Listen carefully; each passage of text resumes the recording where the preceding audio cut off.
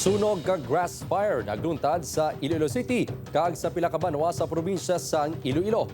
BFP may pahanumdom sa publiko sa pagdata sang pagkasunog sang kahilamunan. Ini ang gitutukan ni Julius Villacaol. Ginkakibot sa mga residente sa makita ng madamol nga aso sa barangay Fatima Haro, Iloilo City, Sabado sang Udto. Sa inisyal nga investigasyon sang BFP, naghalin ang kalayo sa stockroom sang ice plant sa lugar. Nalabot sini ang kaiping nga bunkhouse. Gilayon man nga napalong ang kalayo kag wala na naglapta pa sa mga pamalay. Partially damaged man ang isa ka balay sa barangay Kabanbanan, Uton, Iloilo matapos masunog kahapon. Suno sa Uton Fire Station, dabok nga ang kalayo ang naglabot sa balay ang gintunaan sang insidente. Gilayon man nga ginabisuhan ng mga barangay sa Uton kaangot sa pagdabok. Para ipabuloon ng aton nga tanan nga barangay nga opisyal para nga inform nila ang ilang nga mga pumuluyo nga totally nga ibawal gid ang pagdabok-dabok. Naglabot naman sa isa ka hektarya ang halit sang nagluntad nga grass fire sa barangay Balod, Liloan, Saraga, Iloilo sang Sabado.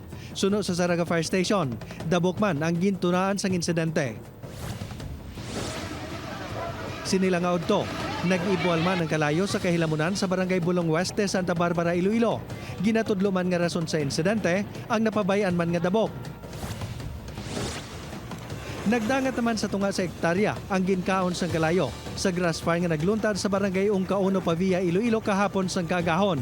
Bangod sa kabaskog sang kalayo, ginpasaka sa second alarm ang sitwasyon antes natap na ang paglapta sini.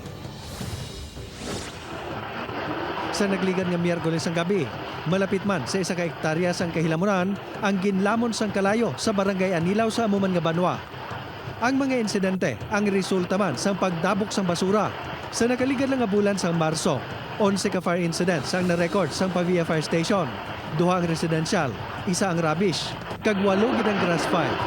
Gani ang Pavia Fire Station, nagapahanumdom sa publiko nga ang pagdabok ang ginadumilian sa layi. Base sa Section 48 sang Republic Act 9003 ukon ang Ecological Solid Waste Management Act of 2000. Na gina-prohibit ang tanan nga open burning. So miara kita na fines, may imprisonment ina nga 1 to 15 days ata and 300 pesos to 1,000 ang iya fines. Upod kay Marvin Lauderes, Julius Villacaol, 1 Western Visayas.